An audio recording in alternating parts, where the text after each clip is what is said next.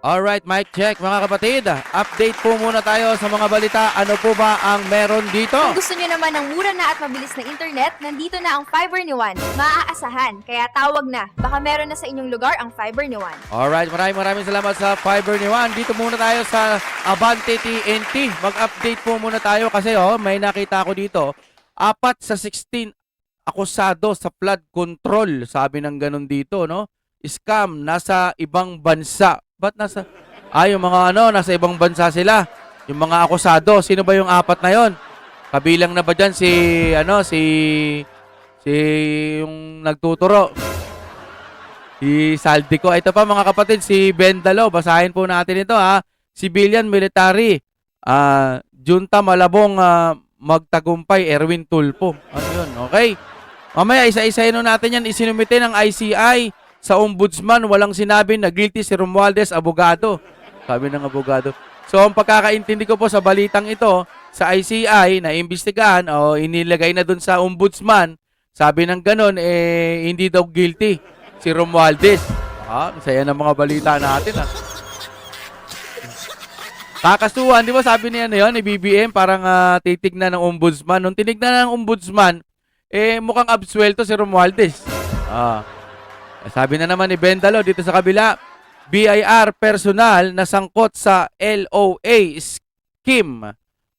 Tatalupan ng Blue Ribbon. Parang wala na yung flood control Parang hindi ko na nakikita mga kapatid. Saldico, papalabasin ng administrasyon na ayon. Ano ba to? Saldico, papalabasin ng administrasyon na ako ay isang terorista. Okay, sorry. Palalabasin ng administrasyon ngayon na itong si Romualdez ay terorista. Nagturo ka ba naman no? Yari ka tuloy. Siyempre, ayaw naman ni Saldico na siya lang. Di ba? Ba't ako tinuturo nyo? Yan ang mga balita mga kapatid. Saldico, idinitalye 56 billion deliveries kina Romualdez BBM. Ito kasi bakit ayaw nilang imbestigahan yung mga ganito? No, mga kapatid, unahin na ho natin ito Tignan ho natin kung anong balita ito. Saldico, idinitalye, biro mo, laki nito, 56 billion delivery kina Romualdez. Tsaka BBM, sabi ng ganon. Okay, idinitalye ni dating Ako Bicol Party List Saldico sa isang bagong video nitong Lunes ng Manoy, 56 billion deliveries para kina dating Speaker Romualdez at Pangulong Ferdinand Marcos Jr. Ayon kay Ko, pag-upo pa lang niya bilang House Appropriation Committee Chairs noong 2022 ay sinabi na raw sa kanya ni Romualdez na kailangan niyang mag-deliver ng 2 bilyon kada buwan. Binabasa lang ho natin to mga kapatid galing sa TNT. Ilang araw matapos nito, tumawag umano sa kanya si dating DPWH Undersecretary Robert Bernardo para humingi ng tulong sa pagbaha sa Bulacan. May pababa. Pinapunta raw ni Bernardo si DPWH Bulacan Engineer Henry Alcantara at doon nagsimula ang usapan tungkol sa hatian sa mga proyekto. Sa naging meeting namin ni Alcantara, siya mismo ang nag-offer kung paano ang hatian sa mga proyekto ng DPWH. Putik niyan, grabe no? Grabe ang ayon kay Romualdez no? Grabe mga 22% para kay Speaker Romualdez. Laki. 2% para kay Yusek Bernardo. Shit. At 1% para sa kanya. Wow. Kay Saldico siguro to, no? Grabe, no? Lalaking pera nito. Kung bilyon ang usapan, malaking pera to. Doon po nagsimula ang tinatawag nilang deliveries. Aniko! Ayon kay Ko, Kapitulo 3.4 ng CEO Core Salde, ang kanyang mga tao na sina Paul Estrada at Mark Teksay ang tumatanggap ng pera mula sa mga tauhan ni Alcantara pagkatapos makuha ang pondo. Grabe Sila raw ang nakikipag-ugnayan kay Jocelyn Sereño na tauhan ni Romualdez para sa aktual na delivery. Galing Una, sa North Forbes Park sa McNally. Grabe naman yung pangalan nito, pang mayayaman talaga. At nung lumipat siya sa number 14 Naray Street, South Forbes Park, sabi niya, Nilinaw ni Ko na hindi siya nakialam sa mismong proseso at tanging dumaraan lang sa kanya ang pera. Ano yan? Yung ba yung parang tinitimbang? No? Grabe, no? Anya, nagte-text lamang siya kay Romualdez kapag naihatid ito. So, ang tinutukoy, base sa pagkakaintindi ko, no? Ang tinutukoy po na mastermind ni Saldico, si Romualdez at si PBBM po. Yan po ang tinutukoy, no? Ito na. Ituloy natin sa dos-dos ng Romualdez. Madalas daw hindi nakukumpleto ang 2 bilyong target buwan-buwan. Oh, shit. Nasa mahigit 55 billion lang ang naideliver mula 2022 hanggang 2025 na sinasabi raw ni Romualdez na paghahatian nila ni Pangulong Bongbong Marcos Jr. Lahat ito mula sa unang utos noong 2022 hanggang sa huling deliver noong 2025. Umabot sa 55 billion. Grabe naman, ang laki. Plus ang naihatid sa bahay ni dating Speaker Martin Romualdez.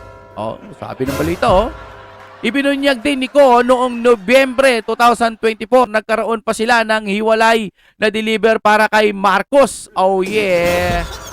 Dahil nagulat umanod ito na wala siyang natanggap.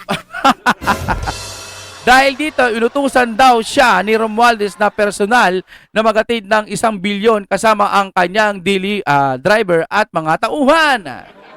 Grabing to, no?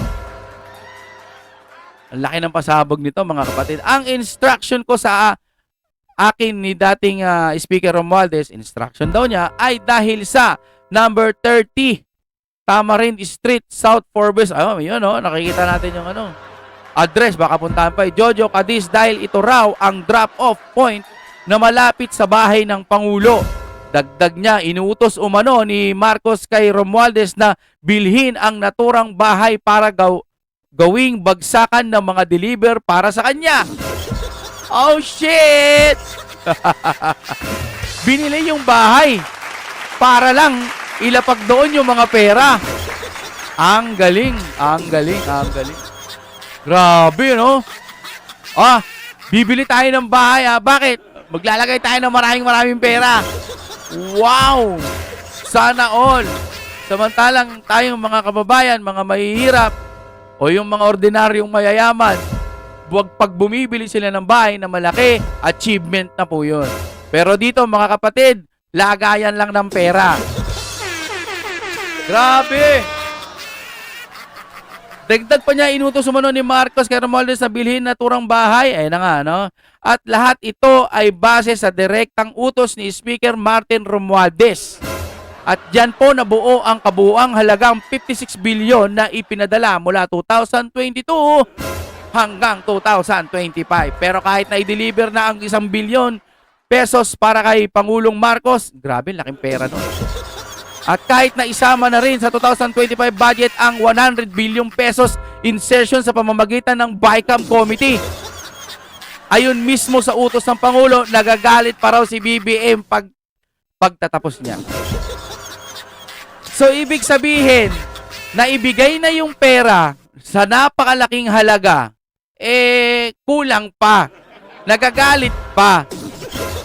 May kaugnayan ito sa sinabi ni ni Tatay Digong natin. Ba't ganito may mga blanco-blanco? Yung pala para maisingit. Tapos hindi masagot ni BBM ng maayos. Wow! Grabe.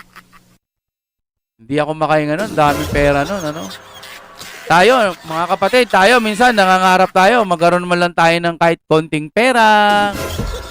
No? Grabe. Kayo, mga kapatid, anong masasabi nyo? Maniniwala pa ba kayo kay BBM na ba't magsasalita ito? Bakit ito magsasalita? Paano pinupukol sa kanya lahat Dati ayaw hulihin, di ba? Pansin nyo? Saldico, hindi mo lang huhulihin. Tinuturo pa lang siya. Pero nung nagsalita na si Saldico, agresibo na silang hulihin si Saldico. Kayo, mga kapatid, comment kayo dyan. Naniniwala po ba kayo na si Saldico lang ang may kasalanan?